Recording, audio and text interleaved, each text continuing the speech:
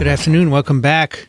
Today we have a talk about HIV and AIDS. This is the only lecture in this course devoted to one virus because this is a really important virus that continues to cause a pandemic many years after it started.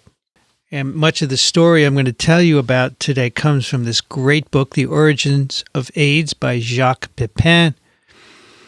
And I highly recommend it for some insight into how this got started. And I want to quote from the book to give you an overview at the start. This tragedy, referring to the AIDS pandemic, was facilitated or even caused by human interventions, colonization, urbanization, and probably well-intentioned public health campaigns.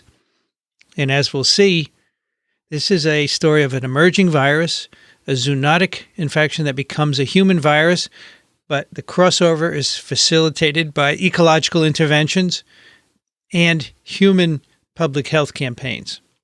The story begins in 1981 with the publication in MMWR, the CDC weekly disease newsletter, of an observation made in Los Angeles. 5 young men who were treated for a pneumonia. 2 of them died, and all of them had cytomegalovirus infection and candidal mucosa infection. They proceeded to give a case report of these patients. And then at the end, they said pneumocystis pneumonia in the U.S. is almost exclusively limited to severely immunosuppressed patients. All the observations suggest the possibility of a cellular immune dysfunction related to a common exposure that predisposes individuals to opportunistic infections such as pneumocystosis and candidiasis. So this was a report of a few physicians had these patients, very unusual, young people getting these opportunistic infections. So they got together and said, let's publish this. And this was the start. This called attention to what was happening in many other cities at the same time in the U.S. Soon after that report, clusters of pneumocystis pneumonia and Kaposi's sarcoma were found in other urban centers. Here's Kaposi's sarcoma. We'll talk about that later. And then the CDC established a case definition for this disease. Didn't have a name yet, but it was said if you see Kaposi's sarcoma or opportunistic infections, report it to us. There's something going on here. By 1982, the disease was called AIDS, acquired immune deficiency syndrome. And in the beginning, it was called GRID, which stood for gay-related immunodeficiency. For a while, it was thought to be exclusive to the gay community, which of course was completely wrong and influenced early treatment of the disease. No one seemed to care. Very few seemed to care about it. The president of the U.S. wouldn't even mention the name of the disease for many years until his buddy Rock Hudson died of it. And it was really a shame what happened. Many people died who didn't have to because diagnostics, antivirals were all slow in getting started. Eventually, it was found to be transmitted at birth and heterosexually and via blood products, no longer called GRID. The blood product story is very interesting. Companies that sold blood, collected blood and sold it. They denied that there was virus in it, and they continued to sell it and probably killed another 1 million people before they stopped. It's a horrible story. The virus was isolated in 1983 from the lymph node of a patient with lymphadenopathy, swollen lymph nodes. And this was in Paris by the group of Montagnier and Barré-Sinoussi. They got the Nobel Prize in 2008 for that. And you'll wonder why the lymph node, the virus actually goes there and replicates in lymphoid cells, as you'll see. The swelling, of course, is happening because the dendritic cells have brought something foreign to the lymph node and lymphocytes are proliferating. Blood tests developed in 1984, and then electron microscopy and genome sequencing revealed this to be a member of a known group of retroviruses. So it's called human immunodeficiency virus. And eventually type 1 because a second was found, as you'll see. Here's an electron micrograph of the virus. You can see a very typical tapered conical core, which we illustrate here on the left. Typical retrovirus envelope spikes in the envelope, 2 RNA copies, reverse transcriptase and integrase, and protease in the virus particle. And so this is a lentivirus, which was a known group of retroviruses. So here's the Retroviridae family. There's the lentivirus members on the right there, schematically shown with that conical core, and that's in contrast to other retroviruses which have a spherical core and more envelope spikes. So the subfamily here is called Retroviridae, and it contains various genera, alpha, beta, delta, epsilon, gamma, and lenti. Here's lentivirus, which has HIV 1 and 2 in it. But these others, we've mentioned some of these viruses in the course of our talking about viruses, ALV and RSV, for example. We've mentioned mouse mammary tumor virus, human T-cell lymphotropic viruses, walleye dermal sarcoma virus, that's an epsilon, and Maloney-Murian leukemia virus. So this is a lentivirus, HIV. And now we have 2 evolutionarily distinct groups of human retroviruses. We have the lymphotropic viruses, HTLV 1, 2, 3, and 4. And HTLV 1 had been discovered before HIV, and some thought HIV was another HTLV, but they were wrong. And we have the immunodeficiency viruses, HIV 1 and 2. And as I said, these are lentiviruses. They are not new or unique to humans.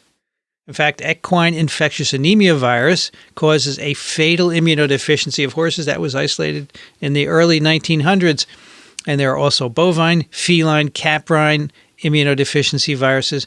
And as soon as this was discovered to be a lentivirus, the studies on these other viruses provided insight as to what HIV might be doing, because we knew these other viruses caused immunosuppression or immunodeficiency in animals.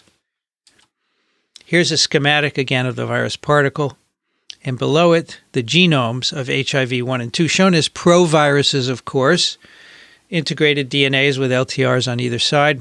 Below are the proteins encoded in the genomes. We have the GAG, the POL, and the envelope regions, as you're familiar with.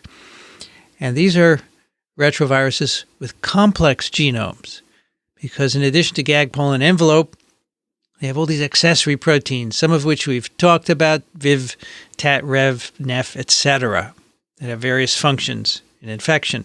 So this is in contrast to retroviruses with simple genomes, which just encode GAG, POL, and envelope. So the virus is HIV, and the disease is AIDS, and this should ring a bell, because we have SARS-CoV-2 and COVID-19.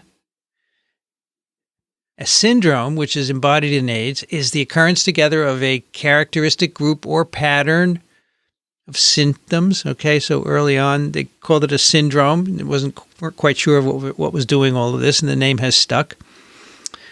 And there is no doubt that HIV-1 causes AIDS. You will find in this world, along with other people who don't believe, for example, vaccination, you will have AIDS denialists who feel that HIV-1 has never been shown to cause AIDS. Well, you can pretty much ignore them because they're wrong. There are many reasons to know that the virus causes AIDS, including inadvertent infection of people with HIV-1 contaminated blood, giving people who had no other risk for infection AIDS. There's no doubt about it. It's a waste of time to even talk about it further. Let's take a look at the numbers first, just to give you a sense of the extent of this pandemic, which has been going actually since the 20s, as you'll see later. This, in the U.S., these are U.S. numbers. The virus has killed over 600,000 people, which is more of the combat-related deaths in all the wars that we fought in the 20th century. Right now, over 1 million people are living with HIV, and 1 in 7 people don't know it. So the ones living with it are typically on triple therapy, and these 1 in 7 are transmitting it unwittingly, of course. In 2018, which are the most recent numbers we have, there were almost 38,000 new infections in the U.S. 69% of those in men who have sex with men, 24% among heterosexuals, 7% among intravenous drug users. These are a lot of infections, and this is happening every year. So put COVID-19 into perspective. I know it's not a great disease and a lot of people are dying, but we're still living with this, and it's hard to prevent, it's hard to cure, as you'll see. New infections in 2018 divided by age groups. You can see younger people are accounting for half of the infections. And on the right, men and women and different contexts. We have men who have sex with men, and then we have heterosexual contact among women and men. So we collect very detailed information on the transmission of this virus, not just in the U.S., but globally. So let's look at the global summary. Again, as of 2018, there are about 38 million people living with HIV globally. 1.7 million are newly infected in 2018, and 800,000 deaths.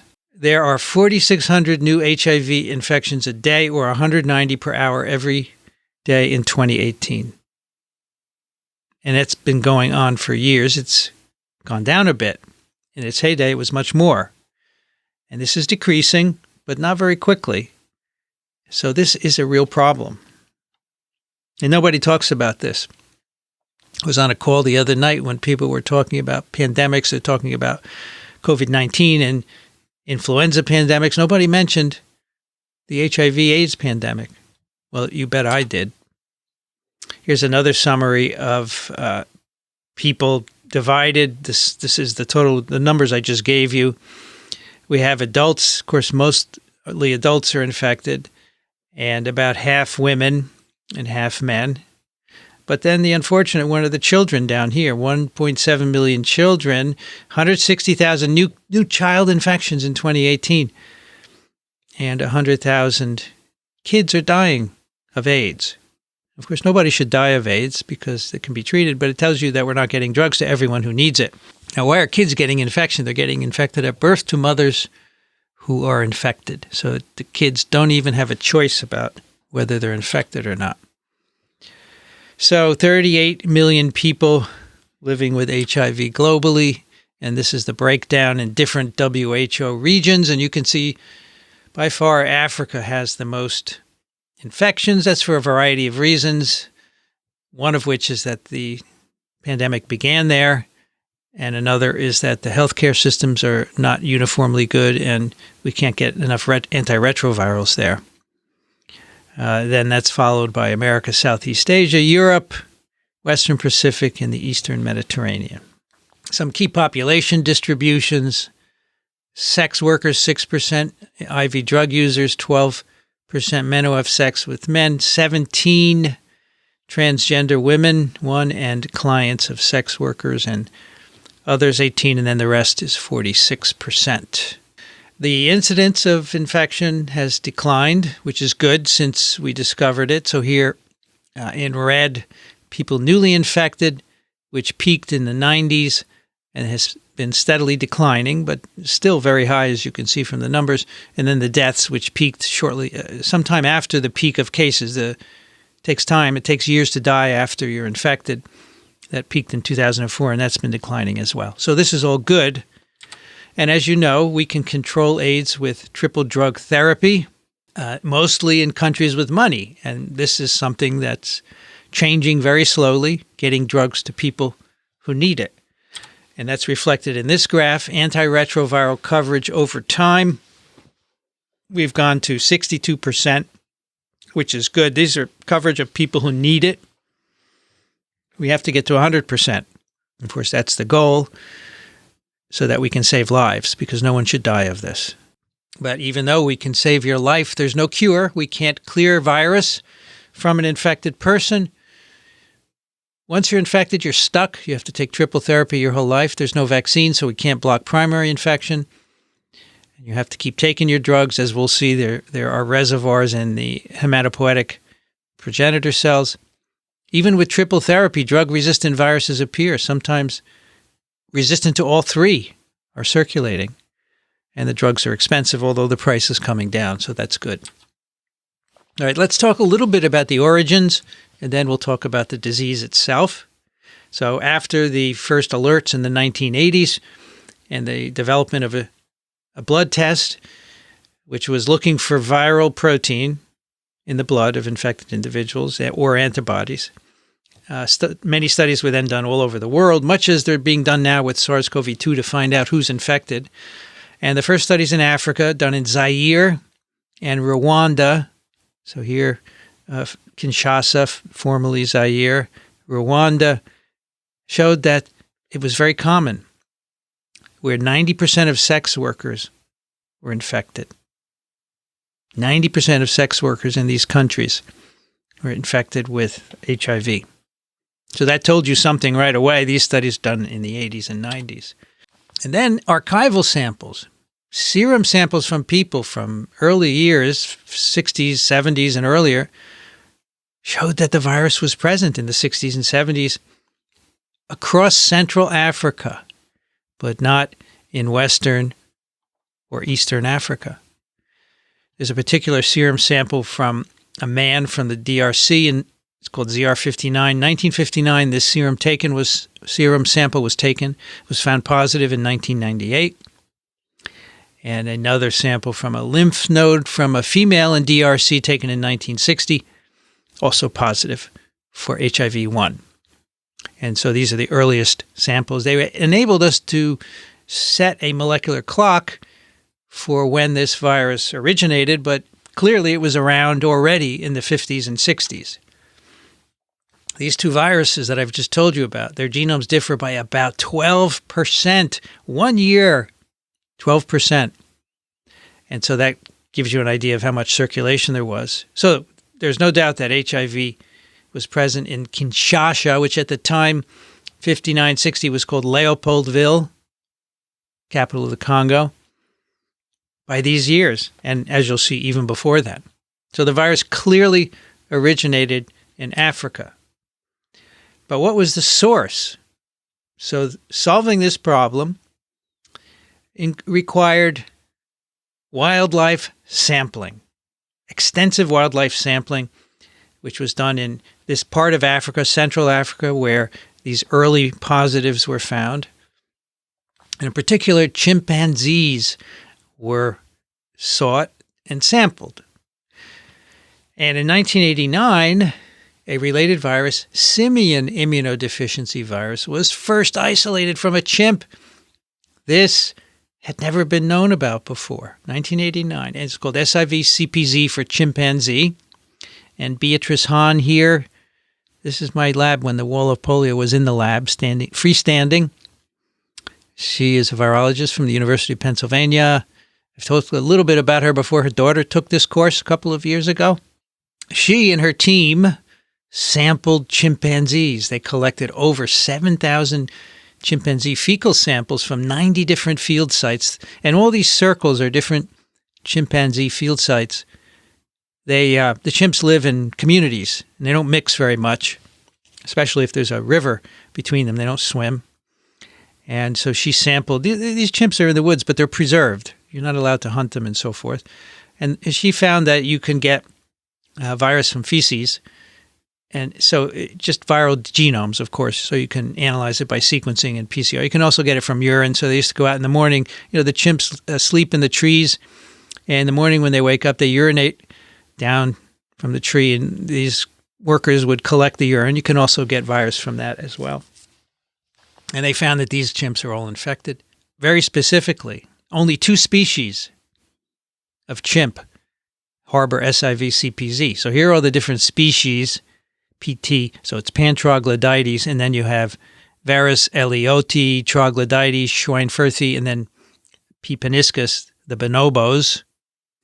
And their range is shown here in color. Troglodytes here is in orange, and Schweinfurthi in blue. Only Troglodytes and Schweinfurthi harbor SIVcpz. the closest virus to HIV-1. Really amazing piece of work. And this link is to an interview I did with Beatrice Hahn. I don't know if it works, though, but I did interview her. If you have the book, there's a link from the book also.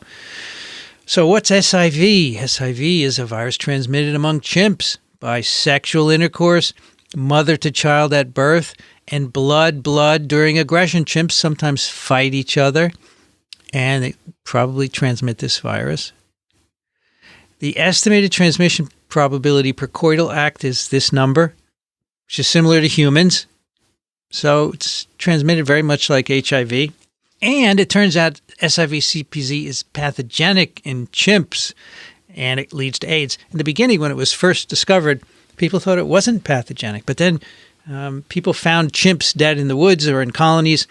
It turned out they had SIV. So it does cause immunodeficiency in chimps.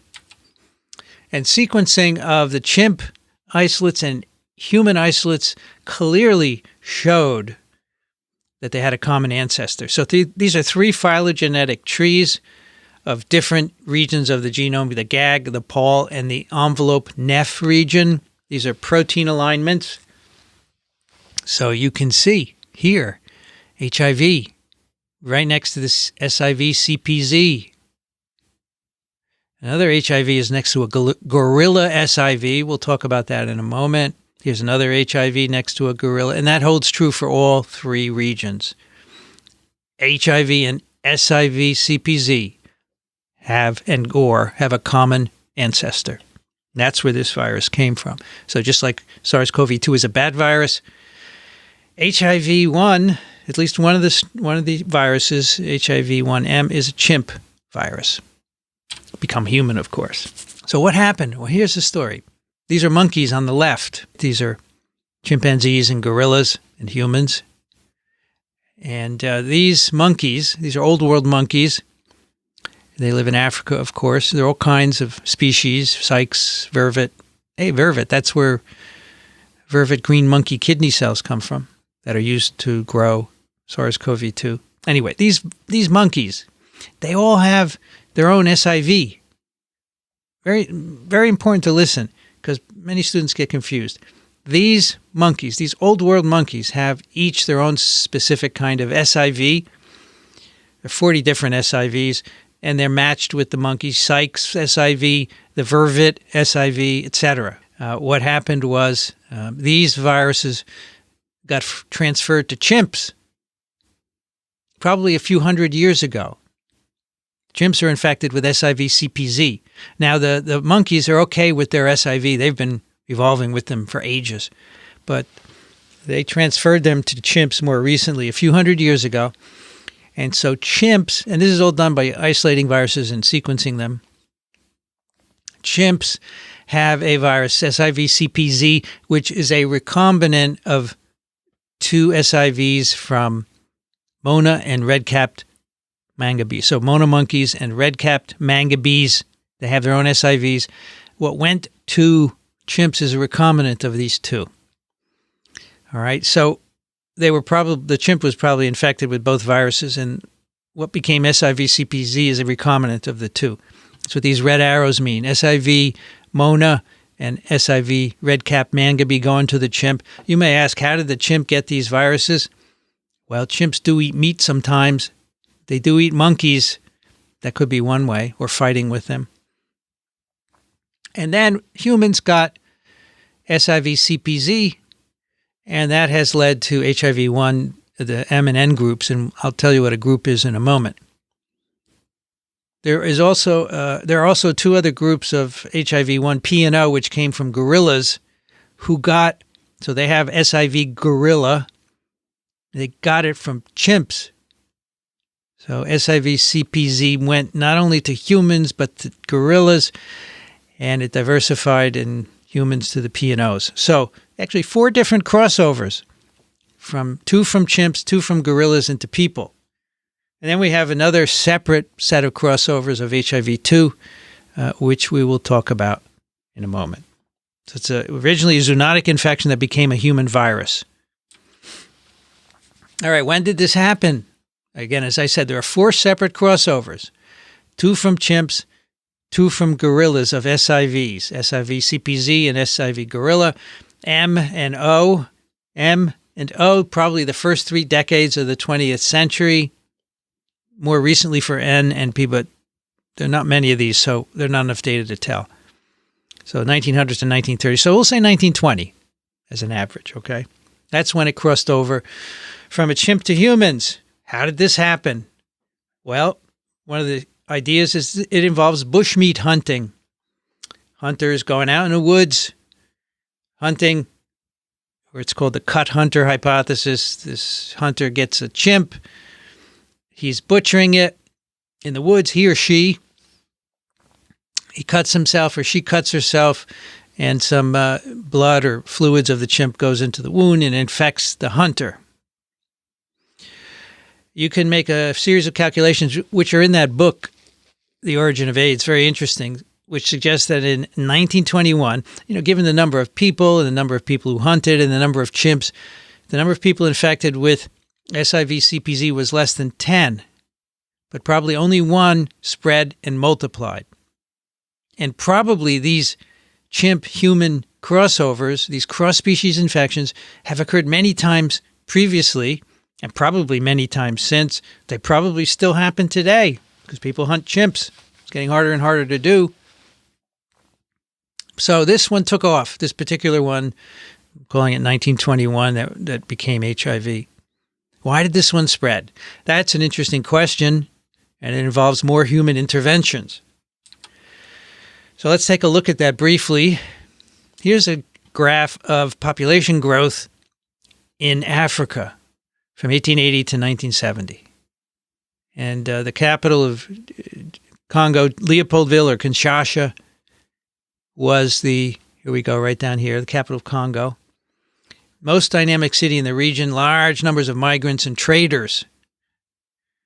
And people traveling from or migrating from the countryside to the cities as the cities grew bigger. So this cut hunter may have gotten cut and infected and then traveled to a big city, went to a brothel, picked up a sexually transmitted disease, and then there were STD clinics that he probably went to. And there he got injected with something, and we believe there was widespread use of non-sterile syringes, which spread the infection to others. There was also rampant, widespread sex. Some women had 1,000 clients per year in the brothels. So one of her clients could have given it to her, and then she would spread it extensively. So someone coming in from the countryside into one of these big cities, and you can see the population around 1920, when the cut hunter we think is gotten infected, then the city populations explode. And this is increasing the spread of this virus substantially. If this population hadn't exploded and had kept small, it would never have spread, most likely. And that's probably why earlier spillovers from chimps to humans never spread. Another issue here was that this involves European colonization of Africa, which we'll talk about in a moment. But the Congo that was once the Belgian Congo, of course, before that it was not the Belgian Congo, but many countries in Europe decided they wanted a piece of Africa, just like the Brits took over what became the U.S., right? Well, they said, well, we want some countries too. So they came and they claimed their own bits of Africa. And the Belgians claimed the Congo. And in the 60s, the native Congolians got fed up with the Belgians and they kicked them out. It was a revolution.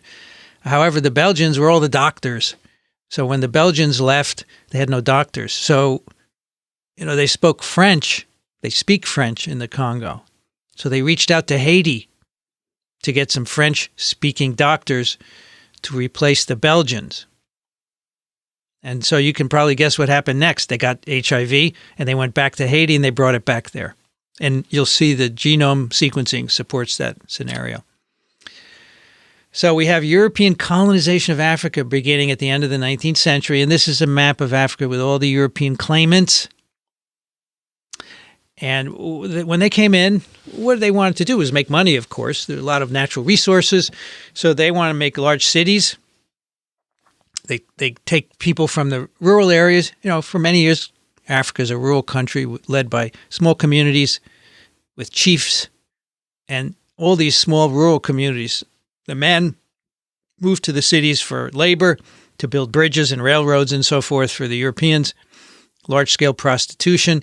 Then the Europeans say, well, we need some health care to take care of these individuals. So they established colonial medicine, which uses, unfortunately, unclean syringes, and they transmit the viruses further. And we know this could happen because at the turn of the 20th century in Egypt, they tried to get rid of schistosomiasis by injecting people with drugs, but they used contaminated needles that ended up spreading hepatitis C virus to millions of people because they didn't use autoclaved syringes. So all of this leads to large-scale amplification. And as you can see, all the factors that led to it: the population growth, European colonization, colonial medicine, etc. Perfect storm. Many years later, in this study, the genome sequences of many archival HIV samples were done and compared. And that shows that the virus arrived from Africa to Haiti in 1969. So it had been percolating since the 20s in Africa, went to Haiti as those physicians came back to Haiti. It came from Haiti to New York in 1972. And then from New York, it spread to California, established the epicenter there that began that first MMWR report that we talked about. New Jersey, Pennsylvania, Georgia, and there are all sorts of parts of this phylogenetic tree that support that. As you can see, the Haitian strain is ancestral to all of the American strains. Everything in the U.S. diversified from the Haitian strain. And one more thing I want to talk about here, by the way, here's Congo to Haiti to the U.S. You may have heard of Patient Zero. This was a Canadian flight attendant, Gaetan Dugas, okay? His story is very well known. And he was a very promiscuous flight attendant. And, in the early days of the AIDS epidemic, he was thought to be Patient Zero who started. It's not true. You can see he's buried in here in the Georgia phylogenetic tree. He didn't start anything. He was just one virus from him is just one part of this phylogenetic tree. All right, so that's how the virus got here. Then we have HIV-2, which is a separate virus, first isolated in Guinea-Bissau, here on the west coast. It has 30 to 40% identity in the genome sequence with HIV-1. It's mainly restricted to West Africa. It's less virulent than HIV-1, and in fact, most infections don't progress to AIDS, as you will see. It's less transmissible. There's no mother-to-infant spread. And this is a crossover from the sooty manga bee. In fact, it's 8 separate crossovers from 8 separate infections. People keep these monkeys as pets, and they're infected with SIV, SMM. The humans get infected, it diversifies into HIV-2, which then spreads from humans to humans. And so we have 8 distinct lineages of HIV-2, each from a separate zoonotic spillover, but these are now human viruses. They're no longer zoonotic viruses. A little bit about HIV-1 diversity. So here we have HIV-1, which is extensively diversified, and HIV-2, which is less so. HIV is diversified into 4 groups based on sequence alignments. And the group M accounts for 99% of all HIV infections. M stands for main. Group O for outlier is less than 1%. It's limited to Cameroon, Gabon, and neighboring countries. For Group N, there have been only 13 cases in Cameroon, and Group P, only 2 cases in Cameroon. All right. Each of these four, M, N, O, and P, again, are an independent transmission event of SIV to humans, either from chimps or gorillas. The main one here, 99% from chimps, SIVcpz. So those are the groups that you will often hear of.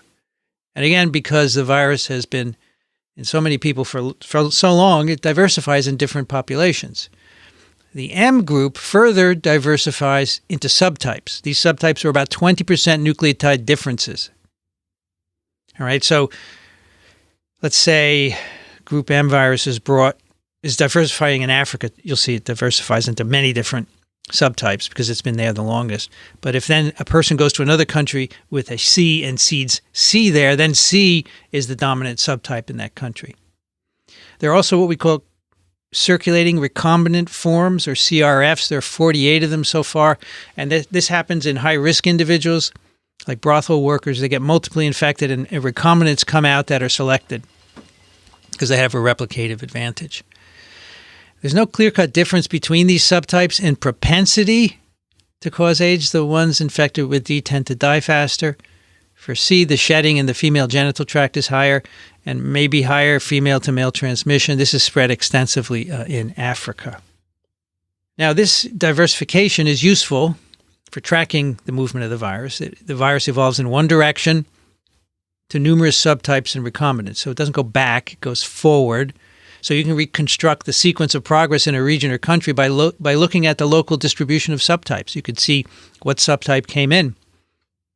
In the 1990s, we developed nucleotide sequencing of large numbers of samples, and we could really sequence lots of isolates, which we do now routinely, of course, for SARS-CoV-2 and many other viruses, but we didn't back then. And this made it possible to track the spread of the virus globally. And in Central Africa, you have extreme diversity. You have all these subtypes. So that means it's clearly the origin, because the original group M then diversified to all the subtypes in Africa, whereas you'll see it's been in other countries less time and has had less time to diversify. In some cases, the subtypes are associated with specific locations and modes of transmission, and this is what we call the founder effect. So a subtype will predominate in a particular group. So, for example, subtype B is found in 96% of white homosexuals in South Africa. It's been imported from the U.S. So most likely one person came from the U.S. with subtype B and transmitted it to another homosexual, and then they all transmitted among themselves. That's why subtype B predominates there. That's what we call the founder effect. Subtype C is 81% of black heterosexuals.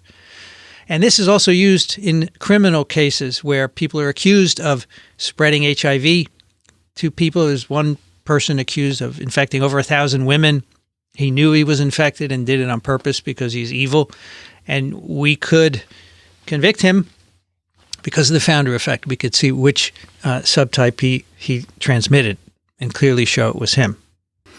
Here's a map of the distribution of subtypes globally, which I think is instructive. You can see the pie chart is the distribution of subtypes according to color here. A through the others are colored. And you can see in Central Africa, you have the most diversity, most different colors, because that's where it originated, and they're diversified in different populations within Central Africa. Then South Africa, mostly C. So someone went to South Africa and brought it there, and that's been mainly C. In the U.S., it's mostly B. Someone went to the U.S. from Africa and brought it there, and it's mostly B. And these are the percentages of global HIV in the different subtypes, and some of them are very limited as well. Let's talk about transmission. How is this virus transmitted? Sex, intravenous drug use, and at birth. R0, 2 to 5. It is not spread by respiratory, alimentary, or vector routes. You can't sneeze on someone and give it to them. Feces doesn't spread it. Vector routes. Insects don't pick it up. Mosquitoes don't pick it up. And here are the different transmissions in different areas. They're different according to the region. Western and Central Europe, North America, mostly 57% men having sex with men. Sex workers, 26. IV drug users, 7, and then the rest. Whereas in Eastern Europe and Central Asia, it's mostly IV drug use. And then sex workers, and then MSM. And don't forget, mother to child at birth is about 5%. The infectivity can be reduced very easily. Air drying in a day knocks it out. It's an envelope virus. Heating, 56-30 minutes. 10% bleach, 70% alcohol. But don't drink bleach to get rid of HIV, or don't drink 70% alcohol in large enough quantities. pH extremes. So it's a very fragile virus. It doesn't matter because it's passed by sex or IV drug use. It bypasses the environment. The virus isn't ever out there. right? It's going person to person, so it didn't have to, and it does so in chimps and in monkeys, so it never had to evolve to withstand these things. All right, here's a risk of transmission I want to tell you about, which talks about the lab experiment that someone asked about. So this is a mode of transmission and infection risk per 10,000 exposures. So receptive anal sex, 130 infections per 10,000. Insertive anal sex, this is for the person inserting, 11. So receptive penile vaginal sex, 8, and insertive, 4. So the receptive is the most transmitted, right? Okay, now parenteral, transfusion of infected blood, almost 100%. If you get blood from an infected person, 100%. Needle sharing, 63. Needle stick, this was what happens in the lab. So that's pretty low. Maybe it's probably because you get a low inoculum, right? But if you're treated with AZT post-exposure prophylaxis, you knock it down to 1. This is old data, so we don't use AZT anymore. But just to illustrate, you can knock. So when you get a needle stick in a lab, which is potentially contaminated with HIV, they give you a drug. They give you double or triple therapy, and it prevents infection. So, yes, so needle stick in a lab is pretty low. Why is that? I think it's probably because there's not a lot of virus there. But look here, if you get transfusion where you get a pint, man, you're getting a ton of virus. And then we have mother to infant. If you don't treat the mother, the 2,200 out of 10,000 births. And with AZT, you treat the mother with AZT just before birth, you can reduce it. You can reduce it even further. Now, where is this coming from? There have been estimates of the percentage of infected cells and the concentration of virus. Most virus are in peripheral blood monocytes, blood, plasma, and CSF, cerebral spinal fluid, but also in semen and female genital secretions. During sexual transmission, the virus goes through the genital and rectal mucosal surfaces, which are different anatomically and immunologically, and that affects transmission and dissemination. Interestingly, both male and female hormones appear to facilitate transmission by stimulating cell-to-cell contact. Those would be the prostaglandins, or erosion of the vaginal lining, which happens by progestins. And even though these numbers show that the insertive partner is at low risk for infection, transmission does occur through cells in the lining of the canal of the penis, presumably from infected cells in the cervix or the gastrointestinal mucosa. And finally, uncircumcised males have a twofold increased risk of infection, and studies have suggested that the foreskin may have high concentrations of immune cells, which of course are susceptible to infection. Receptors and co-receptors for this virus. Major co-receptor is the beta chemokine CCR5. So the one receptor which is used by all these HIVs is CD4, shown in red here, on CD4 positive cells and macrophages. And then there are CCR5 co-receptors. CCR5 is a beta chemokine receptor. We call these viruses that require CCR5 R5 tropic viruses. And then we have X4 tropic viruses where the co-receptor is the CXCR4 alpha chemokine receptor. So the CCR5 is the major one. And as I said, there are 5 tropic HIVs. And people who have a deletion in CCR5, of course, are resistant to R5 viruses. In some patients, some infected patients, usually late in disease, some viruses appear which can use R4 to get into cells. Those are called X4 tropic. We don't understand why the virus switches at that late time in infection. And that switch to X4 viruses depends on the clade that's being looked at. It differs, say, between clade B and clade C. The other part here I want to mention is the potential to get into macrophages. These are M-tropic viruses. The number of CD4 molecules on macrophages is very low compared with T cells. And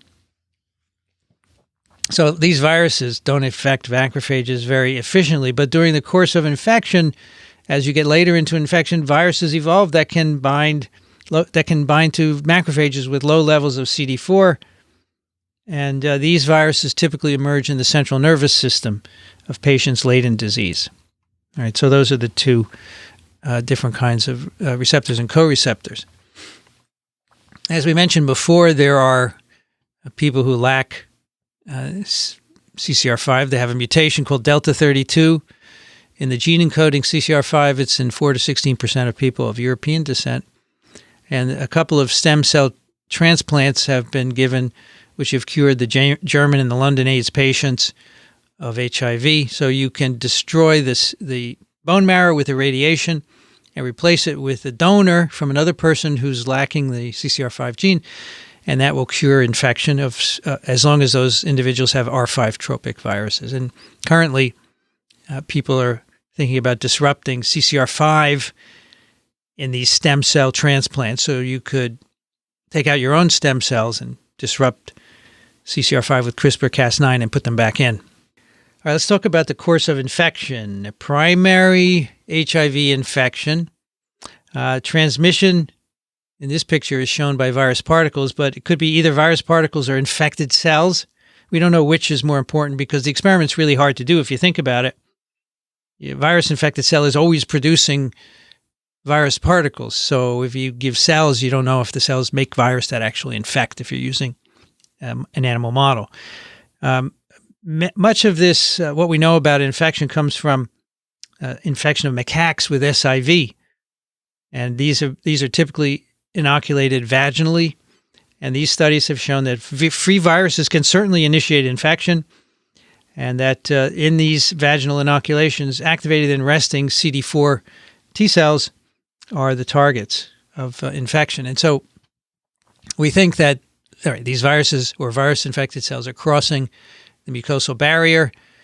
How it gets through, damage in the vaginal mucosal barrier, for example, during sex happens, abrasions of the epithelial layer. The virus gets in, binds to dendritic cells to a protein called DC sign. Doesn't infect dendritic cells, but the DCs then go to the lymph node, and they bring virus into the lymph node where there's plenty of CD4 positive T cells to be infected, of course. And the activation of the T cells causes even more expression of CD4 and more infection. So virus coming in, gets into submucosal tissues, picked up by DCs, enter the lymph node. Alternatively, there are T cells in these regions. The viruses can infect T cells, activate them, they go to the lymph nodes. And then, of course, out of the lymph node, the virus can be disseminated systemically.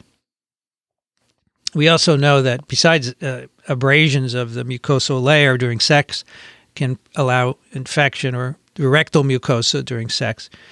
Other pathogens that make lesions can facilitate transmission, because those pathogens can also induce not only lesions where the virus can get through, but activated T cells, which are targets for infection. Now, an HIV infection is divided into 3 phases. We have an acute phase. So on this graph, we are looking at, on the top, HIV RNA, copies per mil of plasma. And then we are looking on the next graph, CD4 positive T cells and CD8 positive T cells, antiviral, a total T cell, and an anti-HIV T cell response. Then on the bottom, the 3 phases, the acute phase, the chronic phase, and the end stage or symptomatic phase are shown as boxes, and the symptoms and what's going on in each one. A lot of information here, but let me try and walk you through some of it. And look at the time course here. So this acute phase is 10 to 12 weeks. Then we have many years of chronic, and then a couple of years of the symptomatic where you develop full-blown AIDS. All right. So what happens? In the first few days after you're infected, you get huge amounts of virus particles by activated lymphocytes and lymph nodes, and they swell. The lymph nodes swell, lymphadenopathy. Sometimes you get flu-like symptoms here. You may have diarrhea as well. By 3 to 4 months, the viremia is reduced. You get small bursts of virus particles appearing from time to time. And the degree of viremia, this is called a set point viremia. How much that is a direct predictor of how fast disease will progress. And sometimes, if it's lower, the disease will progress slower. If it's higher, it will progress more quickly. And then we have the end stage where you develop AIDS. It's characterized by a lot of virus, rapidly declining CD4 counts to less than 200 cells per mil. And that gives you an impaired immune system, which, of course, makes you unable to not only clear the infection, but other pathogens. And in fact, most AIDS patients die from opportunistic infections with microorganisms that are of no threat to us, like pneumocystis and CME, as long as we have healthy immune systems. Now, that's because the major target of this virus is the CD4 positive T cell, which, of course, is essential for orchestrating the adaptive response. Both active and resting CD4 positive T cells can be infected. In macaque models for vaginal transmission, the submucosal tissues have to be infected. The T cells have to be infected for dissemination to occur. So the submucosal tissues are infected. Within a few days, the virus spreads via the lymph. Remember, it goes to the lymph nodes. It spreads via the lymph to various gut-associated lymphoid tissue, which I'll show you in a minute. In humans, the gut-associated lymphoid tissue has 40% of your lymphocytes. And there are lots of susceptible CD4 positive, CCR5 positive T cells there. And that's a major early site of HIV reproduction. And that causes a destruction of 30 to 60% of the CD4 positive T cells. And then, of course, that gives rise to a lot of virus that disseminates within the first 10 to 20 days. That initial peak of viremia is curtailed as the susceptible T cells are depleted, a cell-mediated immune response is generated. You get an increase in cytotoxic T cells and then neutralizing antibodies. However, you get an inflammatory response. You get more CD4 T cells as a consequence, and those CD4 T cells return to normal levels here. So you have a dip, and then they return to normal levels. However, as the CD4s return, that makes more sites for the virus to replicate, and they get infected, and they make lots of virus, as you will see. But in particular, memory CD4 cells get infected. They're long-lived, and they comprise a major reservoir of latency. So these CD4 T cells are replenished early in infection, but eventually that fails. There's too much virus reproduction, and they decline at a steady rate over years, as you can see here. And this is a protracted asymptomatic period. There's usually no symptoms, but you can have sporadically symptoms as well, as shown here. And this goes on for years. The CD8 counts remain slightly elevated, but virus reproduction continues, mainly in lymphoid tissues where there's a pool of virus that's produced. It destroys the follicular dendritic cells eventually. And usually only 1 in 300 to 400 infected cells in the lymph nodes actually are releasing virus particles. At this stage, the propagation is suppressed by antiviral CTLs. Antibody responses are developing. And viral genetic diversity, of course, is increasing during this period because the virus is multiplying. And then at the end, you develop symptoms of AIDS, very high quantities of virus particles, as you can see here. It's huge. And very low CD4 cells. This happens a lot in lymph nodes where the cells are killed by virus reproduction. And then eventually you get less than 200 CD4 cells per mil. Your lymphoid tissue architecture is almost completely destroyed, and you have very few T cells left. And the virus population at this point is becoming relatively homogeneous, and the envelope changes, and this is associated with rapid reproduction kinetics, expanded tropism, more T cell killing, and the ability to form syncytia. And these viruses here are less sensitive to neutralizing antibody. And so here at the symptomatic phase, you obviously see many more symptoms, including cancers, opportunistic infections, and the cellular level, the things I've described to you are written here. So the effect on the gut is very substantial. The virus may enter the gut, but even if it doesn't, the virus can make its way to gut-associated lymphoid tissues, right? Collections of lymphocytes like Peyer's patches, and the virus can replicate in lymphocytes there, as shown here by these virus particles in the CD4 producing T cells. This causes disruption of the gastrointestinal epithelia pretty early after infection. So this loss of integrity leads to translocation of the gut microbiome, like lipopolysaccharide. So your gut lumen here is full of bacteria. It's full of lipopolysaccharide. This gets into your circulation, and LPS is not good. It disrupts metabolism. It disrupts digestive functions. So this is what we call leaky gut. We think it also leads to activation of T cells, which of course makes the virus replicate even more. And here's a picture of what happens to the gut-associated lymphoid tissue. So these are endoscopic photographs of an HIV-negative colon. So these are the collections of lymphoid cells throughout the gut. These are good things. They don't look good, but they are. There are lots of T cells in here. And here is an HIV-positive person after just a few weeks. They're all gone. The virus has killed all these T cells. The gut is now leaky. No lymphoid cell aggregates in the terminal ileum. And the structure of any lymphoid tissues are completely altered. All the lymphocytes are gone. Now, there are three different kinds of infections that we characterize. We have typical progressors, where you have the acute, the clinical latency of years, and then AIDS. Then we have rapid progressors, where everything's accelerated. The progression to AIDS is very quick, maybe 1 to 2 years. And as I said, that correlates with higher set points of virus, lower set point than the typical progressor. Then we have non-progressors. So we know about these non-progressors because we have studied cohorts of HIV-infected adults. And even without antiviral therapy, 10% of people go to AIDS within 2 or 3 years. Over a period of 10 years, about 80% of untreated infected adults have evidence of disease progression. Half of those develop AIDS. Less than 5% of patients are AIDS-free for many years with elevated peripheral CD4 cell counts. They're called long-term non-progressors. Very little virus, high CD4, never develop AIDS. So what's going on here? These people are called elite controllers. They've been studied for extensively. We'd like to know what's different about them, because maybe we can learn and use it to help people.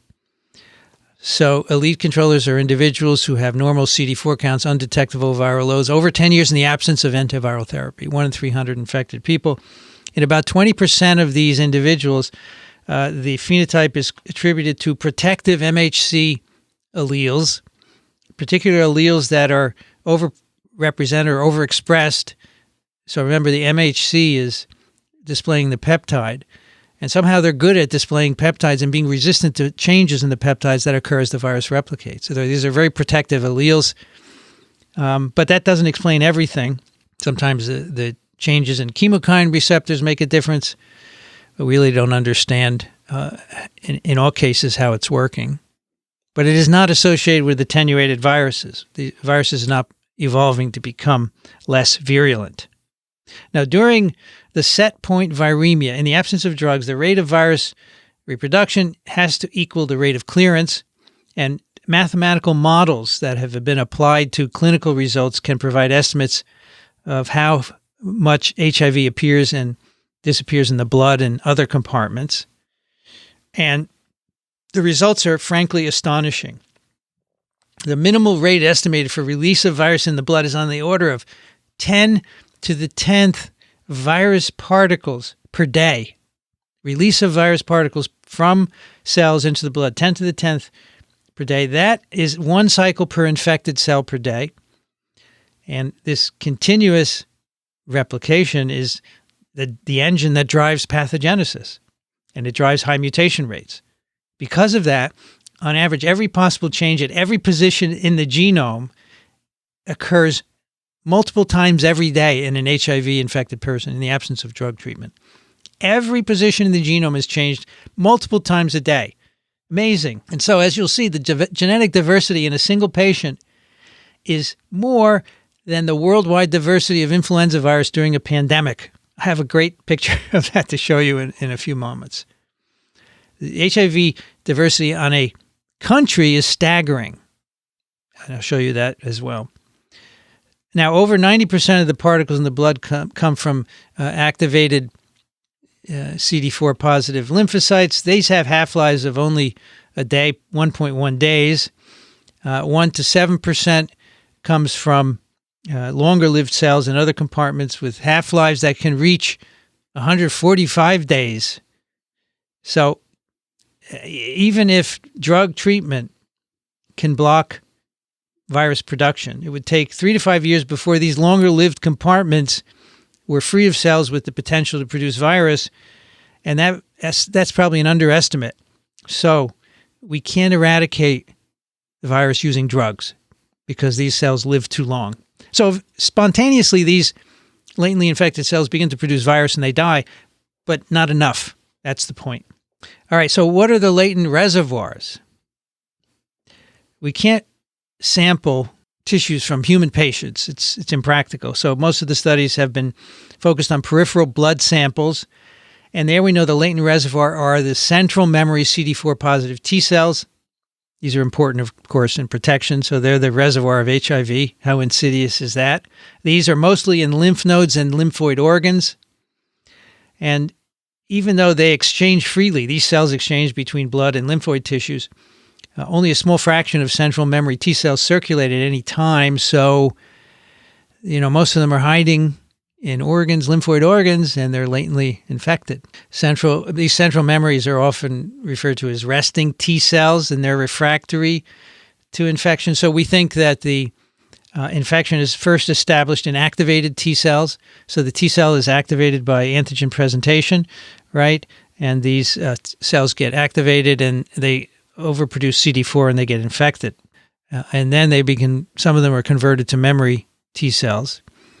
And then they harbor the virus and they're silenced in these memory T cells. These memory T cells are refractory to infection. So the ones that are making virus and dying are the activated T cells. When they're converted to memory T cells, these provirus is silenced.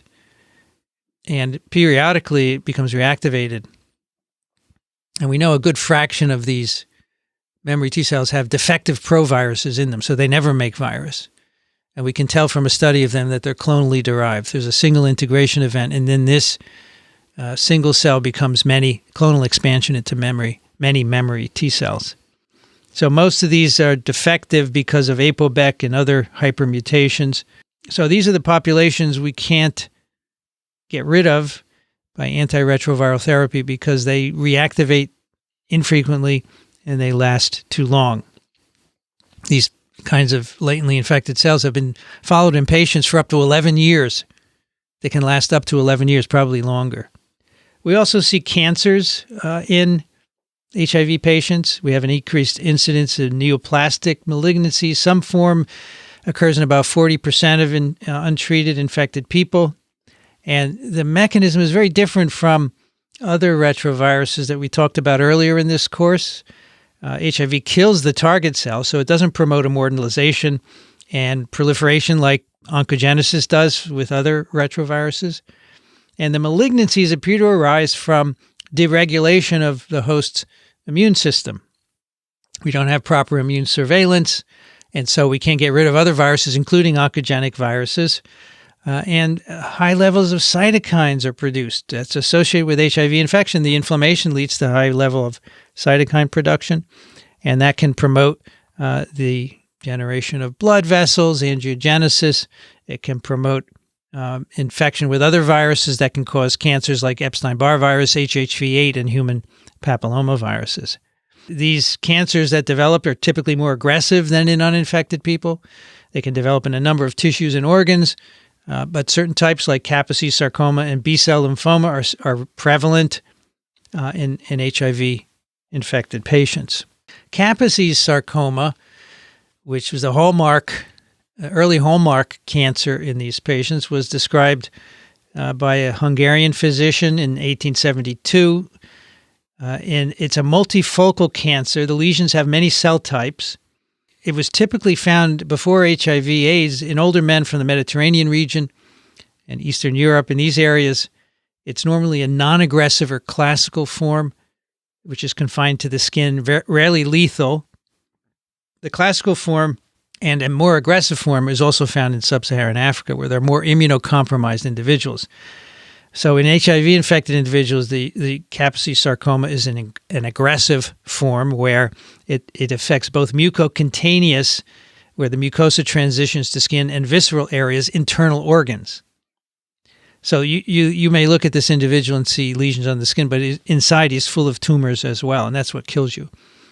Before treatment, this disease occurred in about 20% of HIV-infected men and 2% of HIV-infected women. It happened in transfusion recipients and blood product-infected hemophiliacs in the United States.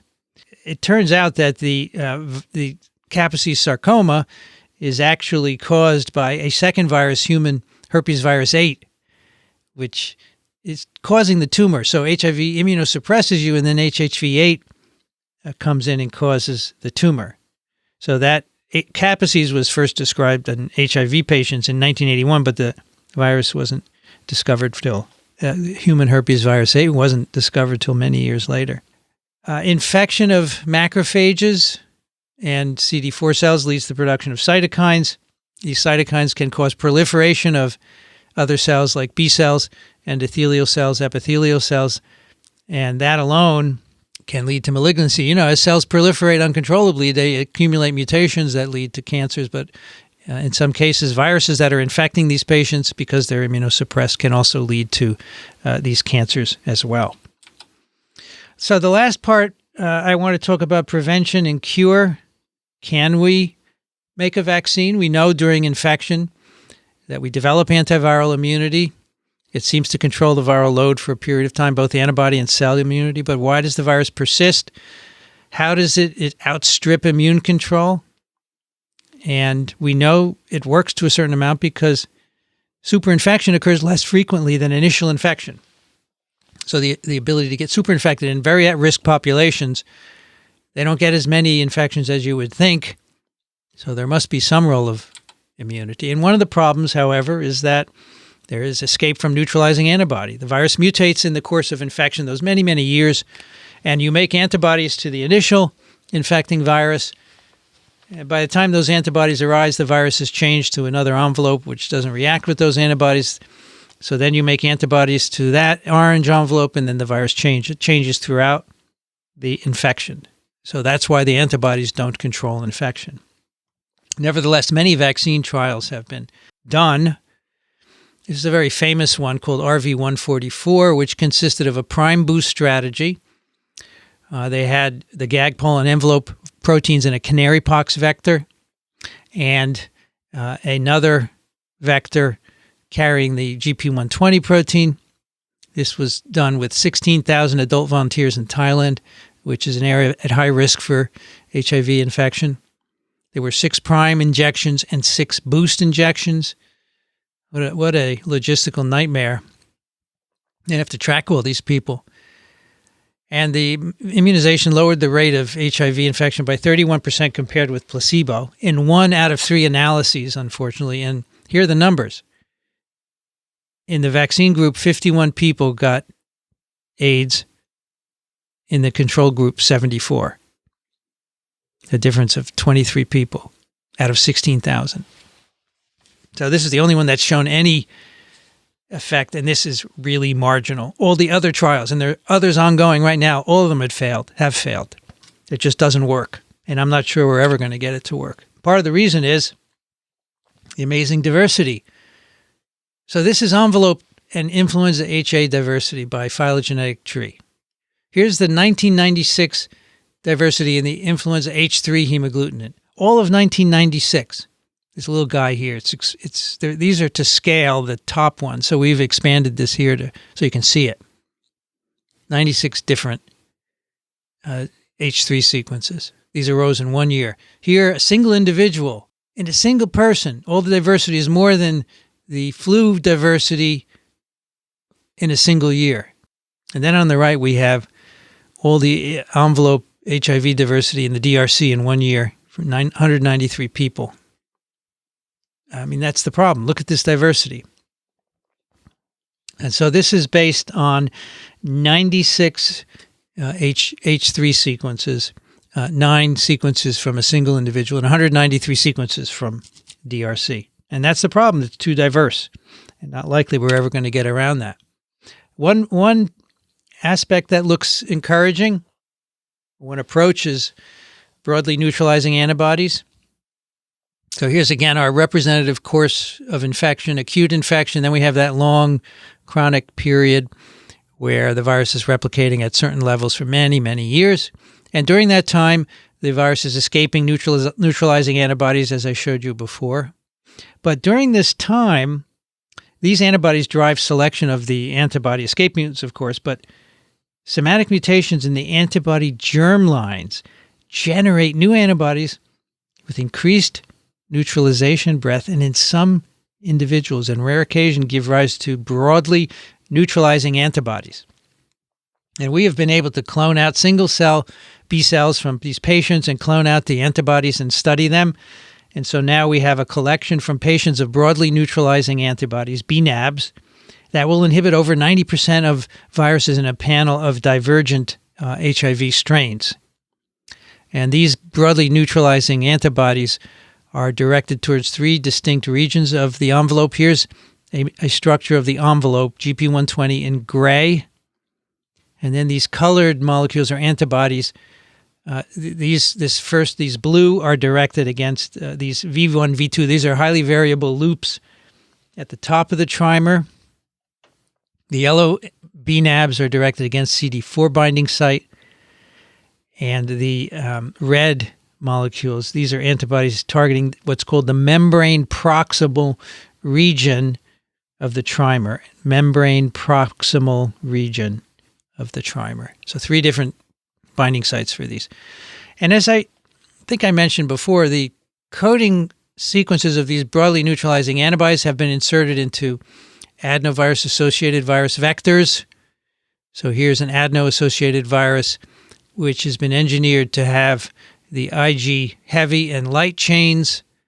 They have been given to mice. These mice will produce these antibodies for their lifetime. The viruses remain expressing in them. They make grams of antibody per milliliter. And when repeatedly challenged, so these are humanized mice that have been reconstituted with a human immune system, and they can be infected with HIV. Otherwise, mice are resistant to HIV. You need to give them a human immune system. And these mice are challenged every week for 21 weeks with HIV. And this is HIV copies per mil in plasma, and these are challenges every week. And the mice that receive the vector, they all get infected. And the mice that receive the vector carrying this broadly neutralizing antibody, they're all protected. And here's a summary of that. The mice who are getting the vector only get less and less uninfected. They're all infected after 18 challenges. In the vector, the antibody expressing mice are protected. And this is in phase 1 in people now.